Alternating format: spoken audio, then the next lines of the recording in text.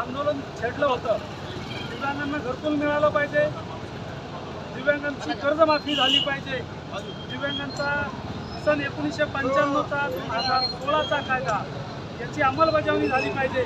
या मुख्य मागण्यासाठी जे प्रहार संघटनेने जिल्हाधिकारी कार्यालयावरती आंदोलन पुकारलं, त्या आंदोलनामध्ये हा आमचा त्रिंबक धोत्रे विश्व कन्नड येथील हा दिव्यांग बांधव या आंदोलनामध्ये अगदी पहाटे 4 वाजता सहभागी झाला.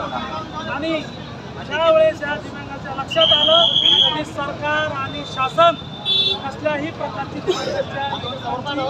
प्रश्नांची अंमलबजावणी करत नाही, त्यावेळेस या दिव्यांगानं सुसाईड नोट लिहिली, एक व्हॉइस रेकॉर्डिंग तयार केलं आणि संपूर्ण सोशल मीडियावर टाकलं की शासन आमच्या दिव्यांगांना न्याय देऊ शकत नाही, घरकुल देऊ शकत नाही, माझ्याकडे कर्ज आहे पण कर्ज माफी करू शकत नाही, म्हणून या दिव्यांगांना न्याय मिळाला पाहिजे, चांगलं जगता आलं पाहिजे, म्हणून त्यांनी सुसाईड नोट लिहून ठेवली आणि पैठणच्या जायकवाडी धरणामध्ये पाण्यामध्ये उडी टाकून आत्महत्या केली. ही आत्महत्या नाही तर महाराष्ट्र शासनाने एका दिव्यांगाचा खून केला आहे. हा शासनाने खून केलेला आहे. ही जर वेळ दिव्यांगावर येत असेल तर या शासनाला बिलकुल या दिव्यांगाच्या प्रश्नांची जाणीव नाही, हे आम्ही ठामपणे सांगतो. दुसरी गोष्ट अशी की या कन्नड तहसील कार्यालयापुढे आम्ही दिव्यांगाचा मृतदेह घेऊन आलो आहे की आमचा प्रश्न हा दिव्यांगांचा प्रश्न मार्गी लागला पाहिजे, या दिव्यांगाच्या परिवाराला घरकुल मिळालं पाहिजे, या दिव्यांग शेतकऱ्याची संपूर्ण कर्जमाफी झाली पाहिजे, या दिव्यांगाचा हा मुलगा आहे त्या मुलाला उद्योगधंदा शासनाने नोकरी दिली पाहिजे. या मागण्यासाठी आम्ही सन्माननीय तहसीलदार साहेब यांना प्रहार अपंग संघटनेच्या वतीने निवेदन देण्यासाठी आलो. बच्चूभाऊंच्या आदेशानुसार जर 10 दिवसामध्ये या शासनाने प्रशासनाने या योजनेची अंमलबजावणी केली नाही तर स्वतः बच्चूभाऊ येऊन या तहसील कार्यालयामध्ये आमच्या दिव्यांग बांधवाचा 10वा या कन्नड तहसील कार्यालयामध्ये घालतील हा इशारा आंदोलनाच्या वतीने आम्ही देत आहोत.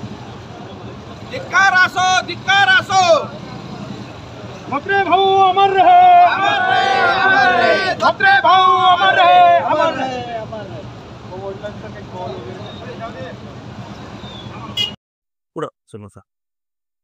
नमस्कार, प्रहार न्यूज चॅनलमध्ये आपलं स्वागत. आज लवकरवर आलेलो आपल्या अपंगाने एक आत्महत्या केलेली आहे. थोडी चर्चा घेऊ त्याच्यासाठी थोडी. मला सांगा, आपल्या अपंगानं का आत्महत्या केली याच्याबद्दल काही सांगू शकताय? सांगू शकत नाही, पण त्यांनी दुपारी 12च्या दरम्यान एक टीप ऑडिओ क्लिप टाकली आणि त्यात भावनी साथ घातली, व अपंगांना सरकार न्याय देत नाही, कर्जमाफी माझ्या कर्ज आहे 10 वर्ष माझं कर्जमाफी मिळाली नाही. दुसऱ्या येतात की मी टोकच पाऊल उचलतोय आणि माझं शेवटचं दाबराम घ्यावं असं म्हणून ते क्लिप टाकली आणि त्याला संपर्क करण्याचा प्रयत्न 2 वेळेस, पण ते मी फोन उचलला पण दिला नाही. त्याच्यामुळे आम्ही त्याच्या सगळ्यांना फोन करून FIR करण्याचा प्रयत्न केला, पण ते त्यांचा संपर्क होऊ शकला नाही. आणि रात्री उशिरापर्यंत त्यांचं पोलिसांना शोध घेण्याचा प्रयत्न केला, पण त्याचं लोकेशन पैठणकडे दाखवलं. त्या उद्देशाने पोलीस त्या दिवशी गेले होते.